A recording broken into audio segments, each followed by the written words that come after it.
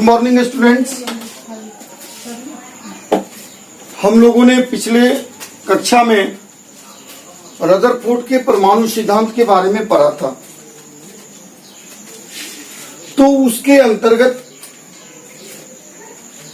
एक बातें उभर करके आई थी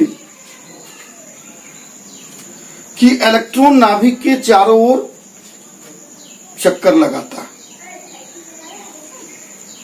नहीं तो इलेक्ट्रॉन नाभिक के चारों ओर चक्कर लगाता है, लेकिन विद्युत चुंबकीय सिद्धांत के आधार पर इलेक्ट्रॉन जब नाभिक के चारों ओर वृत्ताकार पथ में लगातार चक्कर लगाएगा तो उससे ऊर्जा का क्या होगा? ह्रास होगा। और ऊर्जा का जब लगातार ह्रास होता रहेगा तो अंत में इलेक्ट्रॉन क्या होगा? नाभिक में गिर जाएगा और उसका अस्तित्व क्या होगा? समाप्त हो जाएगा, जिससे परमाणु का अस्तित्व भी समाप्त हो जाएगा। तो रदरफोर्ड ने जो बातें बताई परमाणु के संदर्भ में, उसके कुछ दोष आ गए। तो आज हम लोग रदरफोर्ड के परमाणु सिद्धांत के दोष के बारे में अध्ययन प्राप्त करेंगे। रदरफोर्ड के परमाणु सिद्धांत के दोष के बारे में अध्ययन प्राप्त करेंगे। तो आज का पहला टॉपिक क्या है बेटा? रदरफोर्ड के परमाणु सिद्धांत, परमाणु सिद्धांत के दोष। पहला टॉपिक हमारा ये है। दूसरा टॉपिक आज जो हम लोग पढ़ेंगे वो पढ़ेंगे परमाणु संख्या। परमाणु संख्या, एटॉमिक नंबर। और तीसरा टॉपिक हम लोग पढ़ेंगे द्रव्यमान संख्या। द्रव्यमान संख्या, इसको हम लोग बोलते हैं मास नंबर। Mass number. तो आज का हमारा जो मूल रूप से टॉपिक है वह यही तीन। पहला आ गया रदरफोर्ड के परमाणु सिद्धांत के दोष, दूसरा आ गया परमाणु संख्या, और तीसरा आ गया द्रव्यमान संख्या। तो सबसे पहले हम लोग रदरफोर्ड के परमाणु सिद्धांत के दोष की ओर चलते हैं। तो रदरफोर्ड ने जो परमाणु के संदर्भ में अपना सिद्धांत दिया उसके कुछ दोष सामने आए। तो पहला दोष क्या है कि रदरफोर्ड ने कहा कि इलेक्ट्रॉन नाभिक के चारों ओर वृत्ताकार पथ में लगातार चक्कर लगाते रहता है। ये बातें युक्ति संगत नहीं है। तो युक्ति संगत क्यों नहीं है? क्योंकि विद्युत चुंबकीय सिद्धांत के आधार पर, विद्युत चुंबकीय सिद्धांत के आधार पर क्या होगा? इलेक्ट्रॉन के लगातार चक्कर लगाने से ऊर्जा का उत्सर्जन होगा, अर्थात ऊर्जा का ह्रास होगा। और जब लगातार ऊर्जा का ह्रास होगा तो इलेक्ट्रॉन नाभिक में गिर जाएगा, अर्थात परमाणु का अस्तित्व समाप्त हो जाएगा। परमाणु का अस्तित्व समाप्त हो जाएगा। तो पहला दोष रदरफोर्ड का यह है। नहीं, दूसरा दोष आया कि रदरफोर्ड ने परमाणु स्पेक्ट्रम के बारे में कोई जानकारी नहीं दिया। रदरफोर्ड ने परमाणु स्पेक्ट्रम के बारे में कोई जानकारी नहीं दिया। और तीसरा दोष आया कि रदरफोर्ड ने कक्षाओं में उपस्थित इलेक्ट्रॉन के बारे में भी जानकारी नहीं दिया। कक्षाओं में उपस्थित इलेक्ट्रॉन के बारे में भी जानकारी नहीं दिया। तो 3 ड्रॉबैक आए रदरफोर्ड के सिद्धांत का। पहला कि रदरफोर्ड ने कहा कि इलेक्ट्रॉन नाभिक के चारों ओर वृत्ताकार पथ में चक्कर लगाती रहती है, लेकिन विद्युत चुंबकीय सिद्धांत के आधार पर यह बातें युक्ति संगत नहीं है, क्योंकि इलेक्ट्रॉन के लगातार चक्कर लगाते रहने से ऊर्जा का ह्रास होते रहेगा और अंत में परमाणु का अस्तित्व समाप्त हो जाएगा। दूसरा कि इन्होंने परमाणु स्पेक्ट्रम के बारे में कोई जानकारी नहीं दी। और तीसरा, इन्होंने कक्षा में उपस्थित विभिन्न कक्षाओं में उपस्थित इलेक्ट्रॉन के बारे में भी जानकारी नहीं दी। नहीं, तो ये आगे हमारे रदरफोर्ड के परमाणु सिद्धांत के दोष। अब अगला टॉपिक हमारा जो है वह है बेटा परमाणु संख्या। क्या है?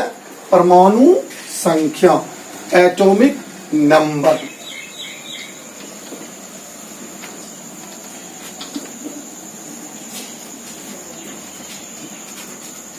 एटॉमिक नंबर, परमाणु संख्या।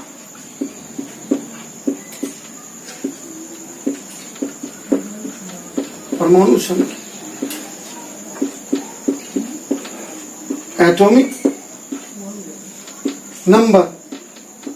तो परमाणु संख्या क्या है बाबू? कौन बताएंगे इसके बारे में? आप लोग तो पिछली कक्षा में भी इसके बारे में पढ़ चुके हैं। एटॉमिक नंबर, परमाणु संख्या, कि किसी तत्व के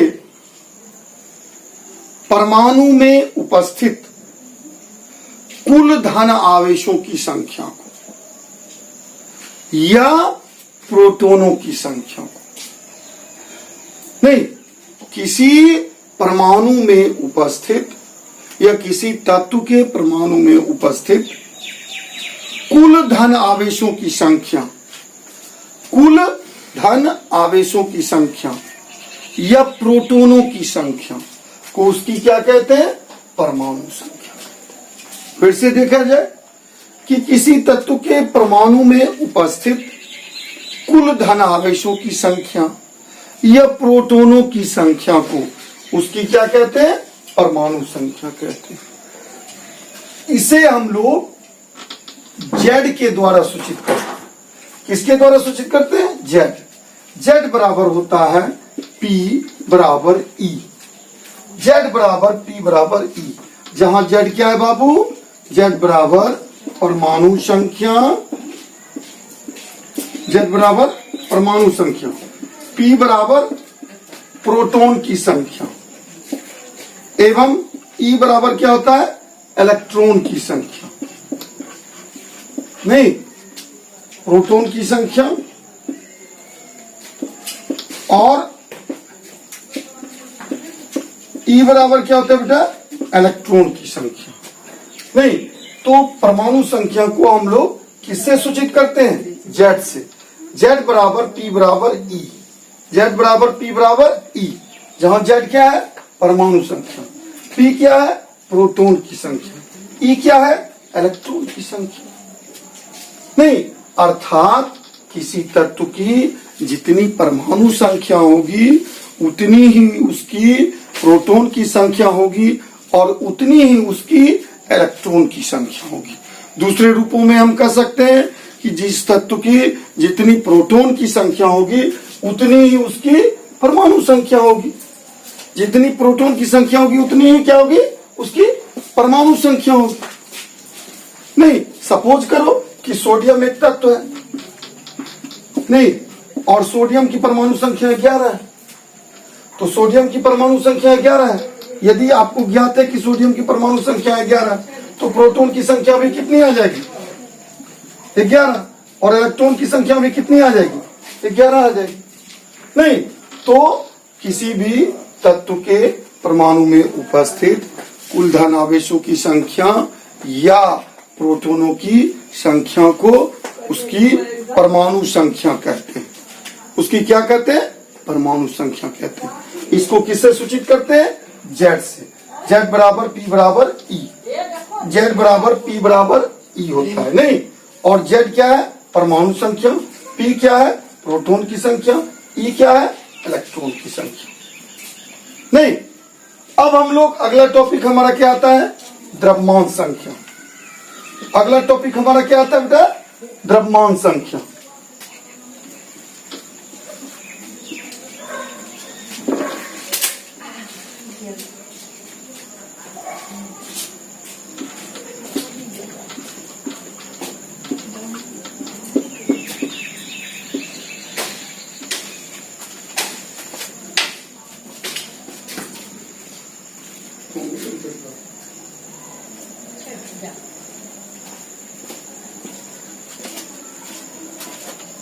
द्रव्यमान संख्या, नहीं इसको क्या बोलते हैं, मास नंबर।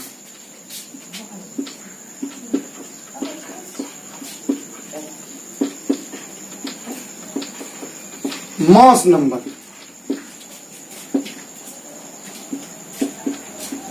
नहीं तो द्रव्यमान संख्या। द्रव्यमान संख्या किसको कहते हैं,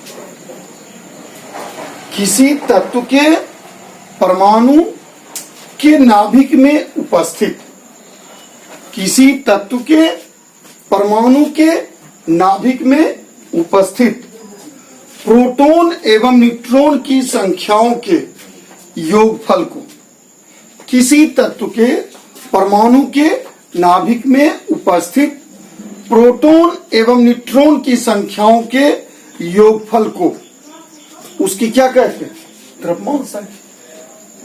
किसी तत्व के परमाणु के नाभिक में उपस्थित प्रोटॉन एवं न्यूट्रॉनों की संख्याओं के योगफल को उसकी क्या कहते हैं, द्रव्यमान संख्या। नहीं, इसको किससे सूचित करते हैं, ए से। ए बराबर होता है पी प्लस एन। इसको स्मॉल एन से भी हम लोग मैक्सिमम स्मॉल एन या कैपिटल एन दोनों का यूज किया जाता है। वैसे कैपिटल एन से एवोगाड्रो संख्या को सूचित किया जाता है, तो यहाँ पर हम लोग स्मॉल एन से ही मूल रूप से सूचित करते हैं। तो ए बराबर क्या होता है, पी प्लस एन, अर्थात प्रोटॉन एवं न्यूट्रॉन की संख्या के योगफल को उसकी क्या कहते हैं, द्रव्यमान संख्या। नहीं तो ए बराबर पी प्लस एन, तो एन बराबर क्या हो जाएगा बेटा, ए माइनस पी हो जाएगा। एन बराबर क्या हो जाएगा, ए माइनस पी। नहीं, अगर कोई हमको बोले कि सोडियम में उपस्थित, सोडियम में उपस्थित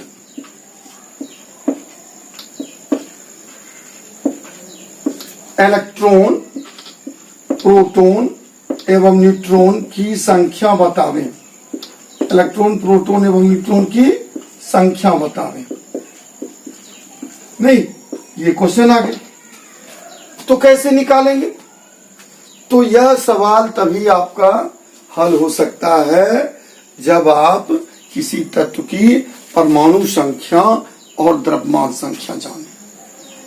यदि परमाणु संख्या और द्रव्यमान संख्या नहीं जानेंगे तो इस सवाल का हल संभव नहीं है। और यदि जानते हैं तो इतना आसान सवाल नहीं है।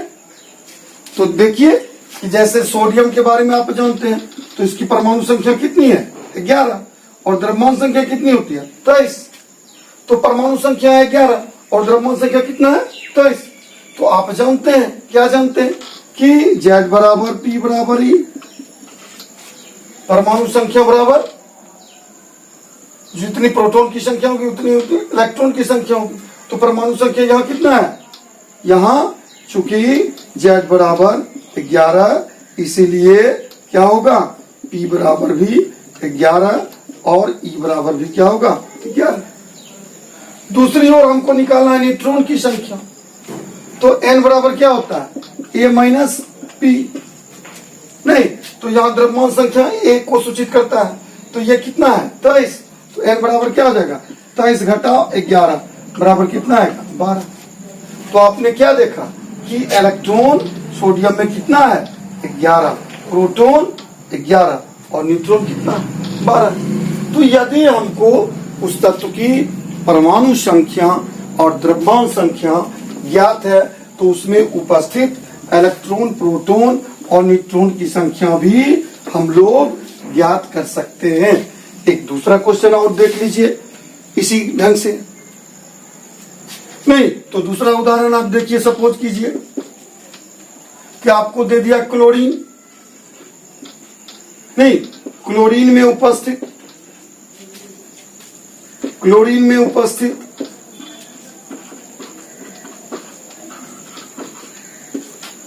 इलेक्ट्रॉन, प्रोटॉन और न्यूट्रॉन की संख्या ज्ञात करें। तब कैसे बनेगा, ध्यान दिया जाए।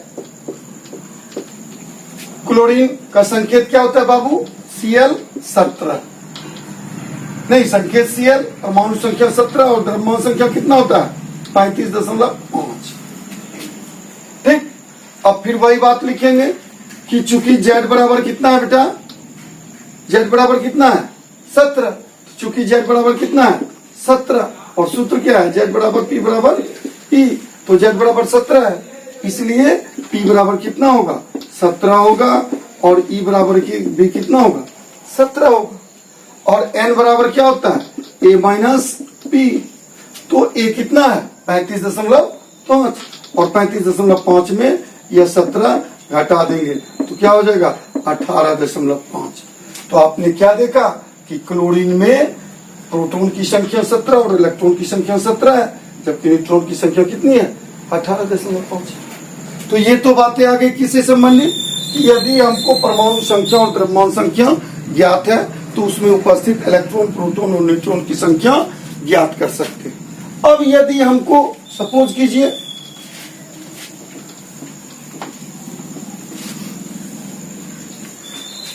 कि हमको दिया हुआ है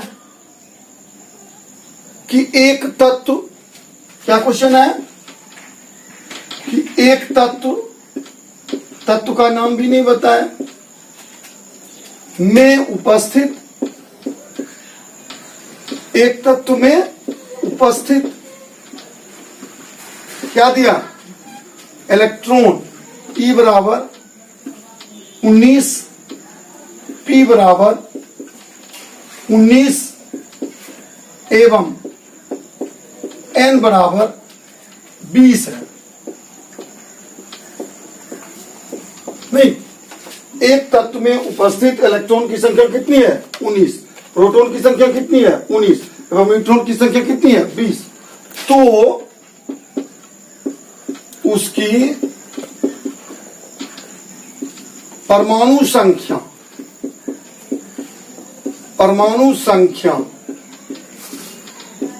एवं द्रव्यमान संख्या ज्ञात करें। द्रव्यमान संख्या ज्ञात करें। तो पहले सवाल था कि परमाणु संख्या और द्रव्यमान संख्या मुझे पता है और उसके आधार पर हम लोग क्या करते हैं इलेक्ट्रॉन, प्रोटॉन, न्यूट्रॉन की संख्या ज्ञात करते थे। अब क्या हुआ कि इलेक्ट्रॉन, प्रोटॉन, न्यूट्रॉन की संख्या दिया हुआ है, अब इसके आधार पर हम लोग परमाणु संख्या और द्रव्यमान संख्या ज्ञात करें। तो हम जानते हैं ना, वी नो दैट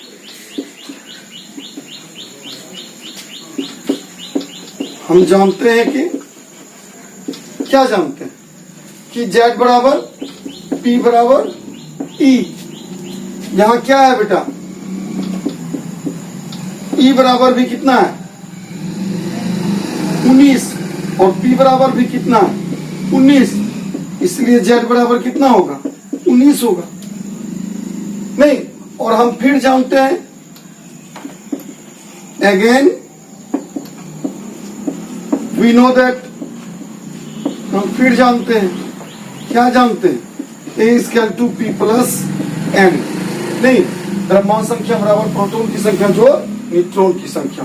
तो प्रोटॉन की संख्या कितनी है 19 और न्यूट्रॉन की संख्या कितनी है 20, तो इसकी द्रव्यमान संख्या कितना आ जाएगा 39। तो आपने क्या देखा, एक तत्व है, उसमें उपस्थित इलेक्ट्रॉन की संख्या, प्रोटॉन की संख्या और न्यूट्रॉन की संख्या दी गई, तो उसकी हम लोग परमाणु संख्या और द्रव्यमान संख्या ज्ञात कर सकते हैं। नहीं, दूसरे रूप में हम लोग को यदि परमाणु संख्या और द्रव्यमान संख्या दी हुई है तो हम लोग इलेक्ट्रॉन, प्रोटॉन, न्यूट्रॉन की संख्या को ज्ञात कर सकते हैं। नहीं तो दोनों प्रकार से दोनों चीज को ज्ञात किया जा सकता है। तो हम लोगों ने आज के टॉपिक में क्या देखा, हम लोगों ने देखा कि रदरफोर्ड के परमाणु सिद्धांत का दोष, परमाणु संख्या और द्रव्यमान संख्या के बारे में हम लोगों ने पढ़ा। शेष बातें अगले क्लास में। Okay bye.